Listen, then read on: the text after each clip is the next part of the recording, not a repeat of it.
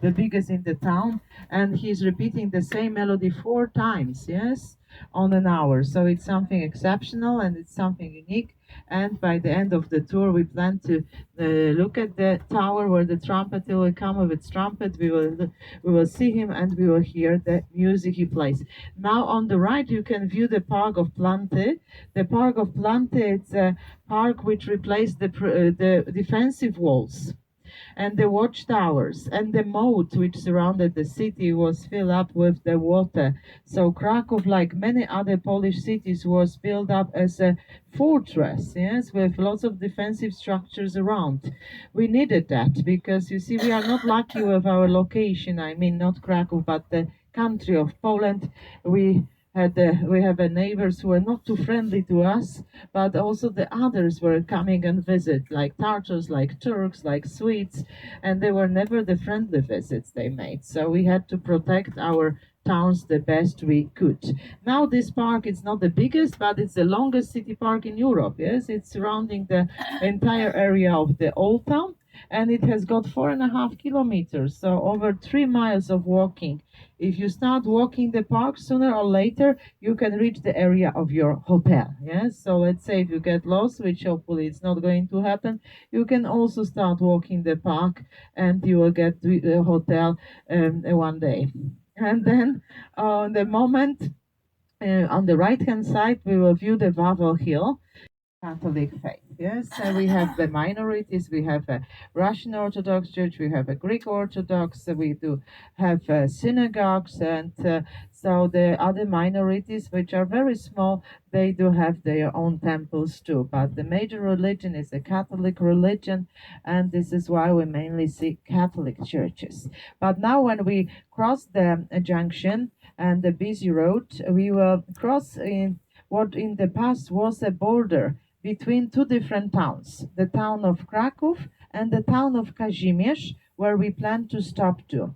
And in the town of Kazimierz, we will visit one of its sections, which was a Jewish town, because the town of Kazimierz, which was established in 1300s by the King Kazimierz the Great, later on was divided into two parts. One part of it was given to the Christians, another part of it was given to the Jews. The Jewish community was rising up, and in fact there were many more coming, because during the reign of Kazimierz the Great, lots of new rights and privileges were given to the Jews. So it became a very important center of the Jewish life.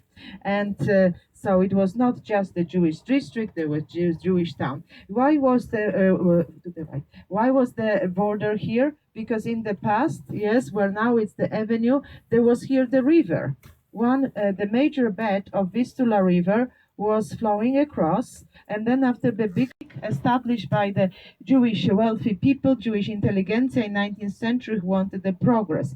First progressive synagogue, beautifully furnished, treated badly by the Germans. They made a stable for horses inside, but it was possible to renovate it, and it's open again, and it's one of the most unique synagogues here. On the left, there is JCC, Jewish Community Center. Community is small but very active. We can talk about the full revitalization of the Jewish life in Krakow. And to the right, in a moment, behind this fence with the stone columns, and then you can see another synagogue. This is a Kupa synagogue, smaller, from 17th century. All year round, there is only one synagogue which is active. It's a synagogue called Ramah, after the famous rabbi Moses Isserles, who was nicknamed Rabbi Ramah, and we will see it. So because the community is small, but wherever there are the religious groups coming and request not only the visit, but the prayers, or they want to celebrate Shabbat or the other holidays in the other shuls, then they can do this, yes? But otherwise, on the daily basis, you see here the community is very small. It's less than 1,000 people, yes, who are in the records, and so they consider themselves as the Jews, and they do participate in the Jewish life. Otherwise, there will be 8,000 people, at least in Krakow, who, as we think about their blood, they will be purely Jewish, but they do not recognize themselves as the Jews, and they are not in the records. They married Christians, they changed the faith, or they are not practicing any. We are now in the middle of old Jewish ghetto. This is where the Schindler's List were shot. Steven Spielberg were very impressed because all the buildings around are original buildings. And there were even the penalties given to the women who were coming too close to the window towards the men. Yes, this is our tour guide, Isabella. Yes, so it's very interesting too. And on the left you can see the other side of the wall, so we can see how the wall was functioning. From outside there was just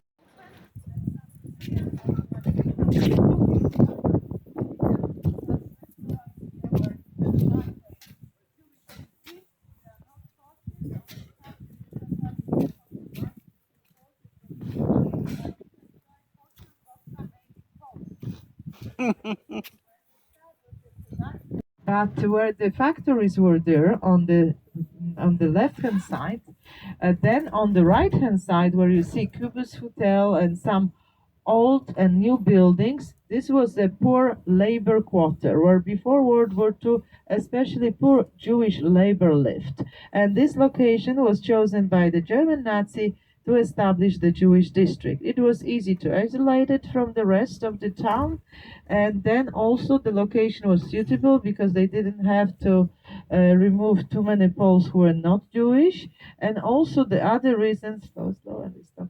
And then also the other reason was that the factories were close by and different workshops. So it was important because they wanted to use these people as a slave labor. Yes, so many of the Jews who lived here, and altogether there were 16,000.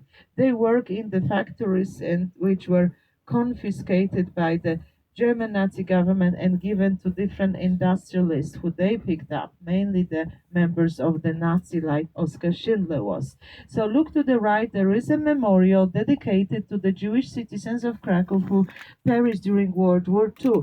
You will see there are many churches spread out around the square, altogether 64, and there were 64,000 Jewish citizens.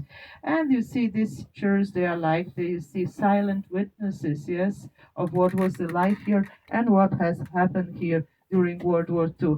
Ghetto was liquidated in 1943, and majority of these people, from 16,000, they were deported to the death camp in Belzec.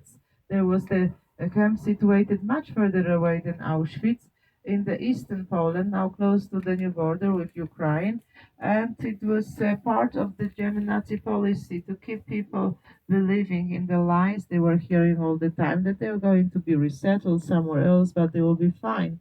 Everybody heard about Auschwitz. People were feared, were scared about it. And many of the houses here were either bought or built or rented by the Jewish citizens, same as the shops which we can see, and there are many of the small shops here along the ground floors, as they were here the tiny little businesses which belonged to the Jewish traders. In fact, what the Germans didn't destroy and didn't confiscate, the communist government did. So strange. Yes. So, in fact, after World War II, the communist government decided about the nationalization. Stalin wanted nationalization, which, in fact, it was a form of the confiscation. Yes, confiscation of the private businesses, properties, farmland, manor houses. So, no matter if the properties belonged to the Poles, to the Jews, if they were too big, more than one apartment owned by the owner, then it was taken. Or if it was not taken, people were asked to pay such a high taxes and the rents were controlled, so they were given up because they were not able to maintain the property at all. And also the government who promised the people very low rents, they changed the apartments. They made them smaller, I mean in the old properties. But you see that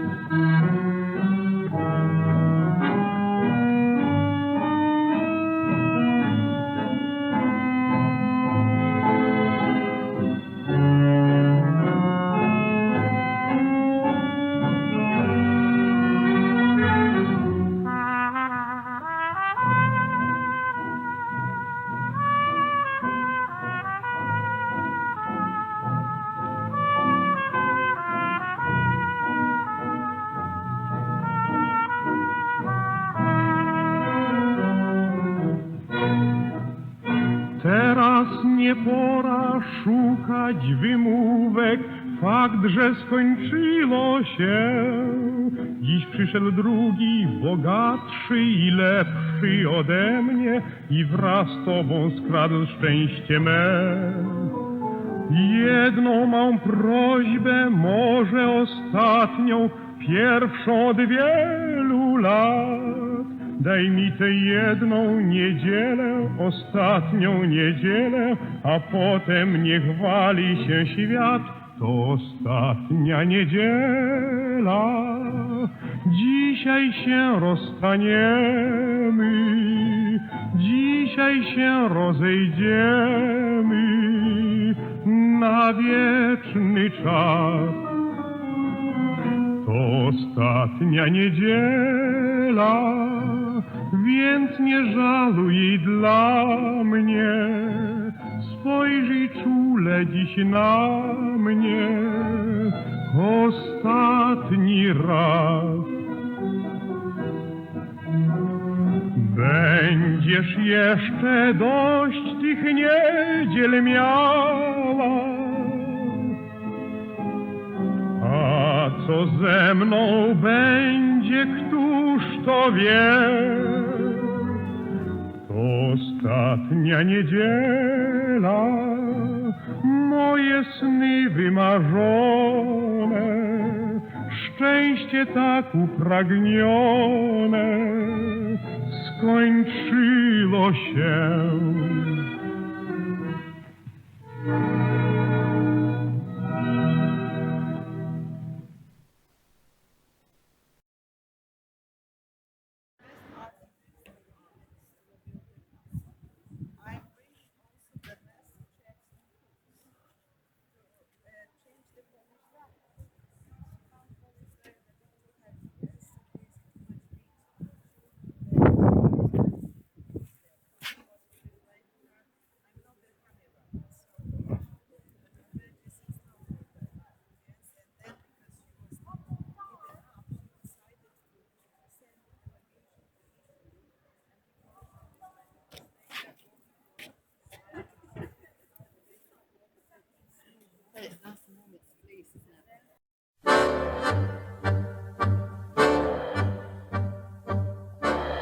Patrzę na twoją fotografię, którą dziś przysłałeś mi i wypowiedzieć nie potrafię męki tych ostatnich dni. Dziś przebolałam, już wszystko zapomniałam, już wszystko zrozumiałam i wiem, już nigdy nie usłyszę kochanych twych słów. Już nigdy do mych ust nie przytulę cię znów. Na zawsze pozostaną dni smutku i mąk. Nie oplecie pieszczotą mnie w krąg biel twoich rąk. Już nigdy, już nigdy, jak okrutnie dwa słowa te brzmią. Już nigdy nie zobaczę twych oczu za mglą. Odszedłeś, jakże trudno pogodzić się z tym, że nie wrócisz ni nocą, ni dniem, myślą, ni snem, już nigdy. Czyż można samym żyć wspomnieniem, echem zapomnianych burz? Byleś mi wszystkim, jesteś cieniem tego, co umarło już. Żegnaj, kochany mój i niezapomniany mój, sercem calowany mój śnie.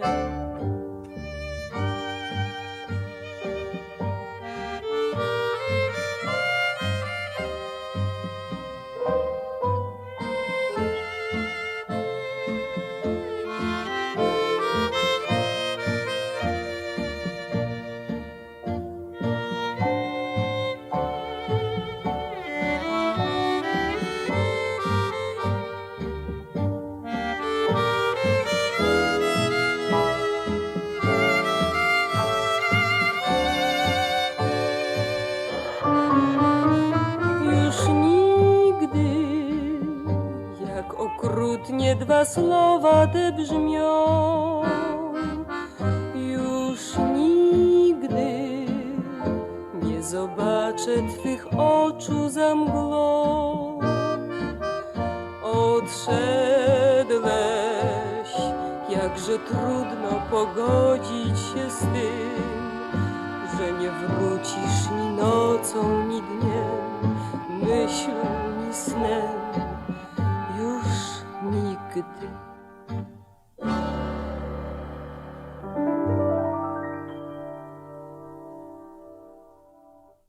You can talk now. That's the kremovka that the Pope liked very much. Кремовка. Oh, Napoleon. Napoleon. And Josephine is where? After Napoleon. It's good.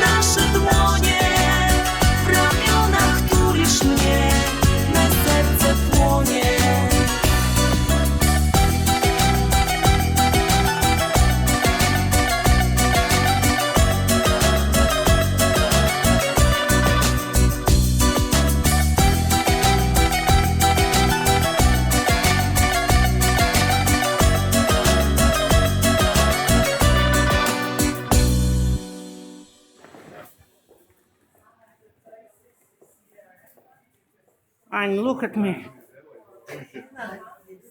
Смотри.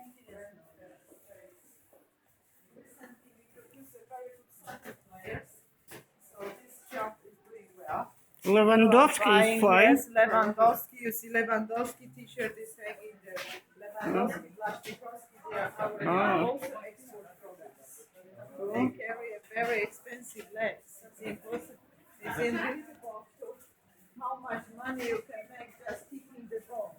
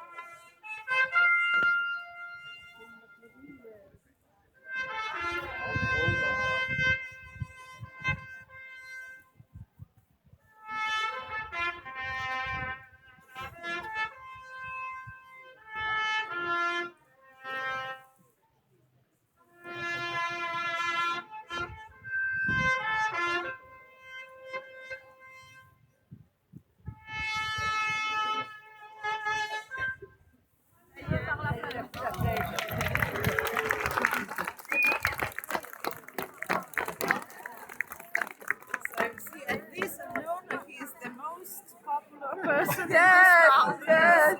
These are his 5 minutes. Yes.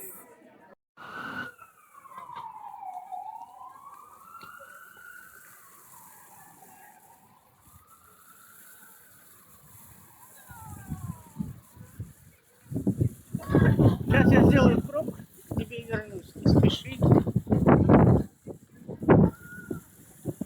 Раков называется. Жалко, что видео не передает запах колбасы.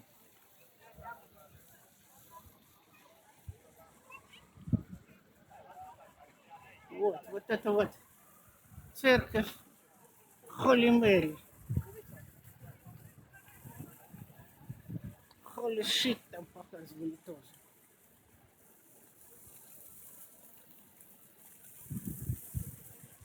Вот я сделал полный кружок. О, дитё пришло. Дитё пришло. It's okay, leave him.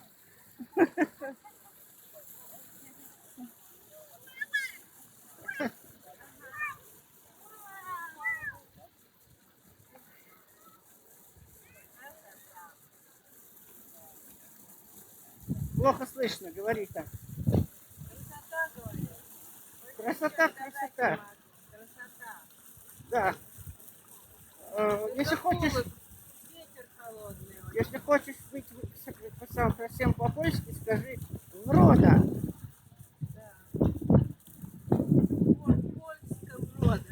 Польска врода. Не сгинела.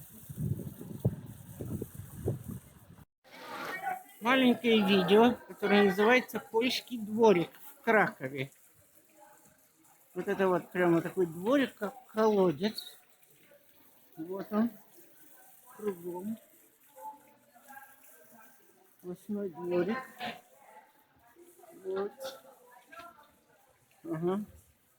Вот с этой площади мы только что зашли. Вот здесь вот это самый вход. Здесь люди живут. Кстати. Все так вот очень nice. Так, и так, и так. Очень, очень круто.